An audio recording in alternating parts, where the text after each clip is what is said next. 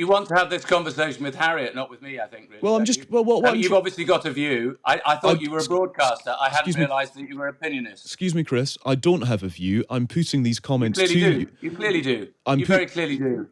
You can kind of see his point, can't you? Harriet Harman, on the day that Boris Johnson and Rishi Sunak were fined by police for attending a brief birthday party in the cabinet room, tweeted, PM and Chancellor, complete disregard for rules vital to protect health of others, unspeakable, disgraceful.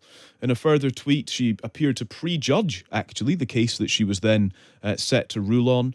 She said... Okay, you want to have this conversation with Harriet, not with me, I think, really. Well, I'm just... you've obviously got a view. I thought you were a broadcaster. I hadn't realised that you were an opinionist. Excuse me, Chris. I don't have a view. I'm putting these comments to you. You clearly do. You very clearly do. I'm putting these comments to you to try to understand why Boris Johnson feels so aggrieved and why you think actually justice has been done here. That's the point that I'm trying to get at. You're not. No, I am. I seriously am. And I'm trying to ask you... I don't think you're a serious journalist at all. Gosh. I think you just want to pump out Boris Johnson's agenda. You've been played beautifully by a man who, John Curtis has just told you, is thought by only 5% of people in the country don't think that he lied to Parliament. And have a committee that was advised by a former High Court judge on its processes. It was entirely fair. I don't know whether you attended it, whether you saw the oral hearings. He was given 5 opportunities to correct the record and decided not to. So the point that the committee was trying to investigate from the very beginning, I'm amazed that some people didn't understand this, was first of all whether he lied to Parliament, which doesn't necessarily mean that he intended to mislead Parliament. It's about whether he corrected the record once he knew that he had misled it. It's about whether he was reckless about the truth. It's about whether he should have known better and how culpable he was. And it seems as if the committee, which has a Conservative majority on it,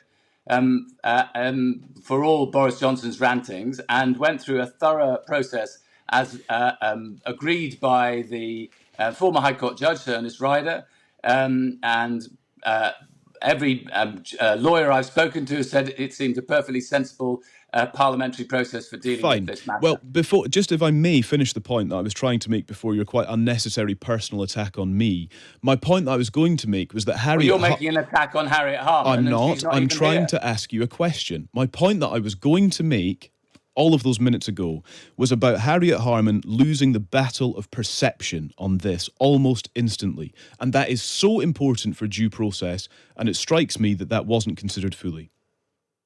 Well, you've come to your view. There you are. You should. Do you want to respond to that at all, or not? Sorry? Do you want to respond to that? Did Harriet Harman lose the perception battle here? It's your view. It's not my view, Chris. I'm asking you a question. Did she lose the perception battle? You're not asking me a question. You're holding a view. Did she lose the perception battle instantly? You think she did? I'm asking you if you think she did. But you're not, are you? I literally just did. I literally just asked you. You literally just didn't. You literally said that she had lost the perception battle. This is thoroughly dissatisfying.